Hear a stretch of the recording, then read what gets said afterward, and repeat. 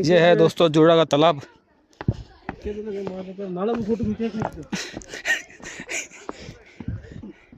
ये आपको दिख रहा सामने, ये है जोड़ा का तालाब। जोड़ा का तालाब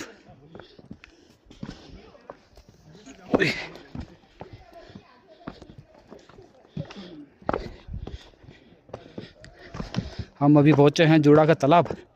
यात्रा केदारकंठा हमारी बेस कैंप से 500-600 मीटर दूर है ये, और ये है जिसे फ्री जोन लेक बोलते हैं।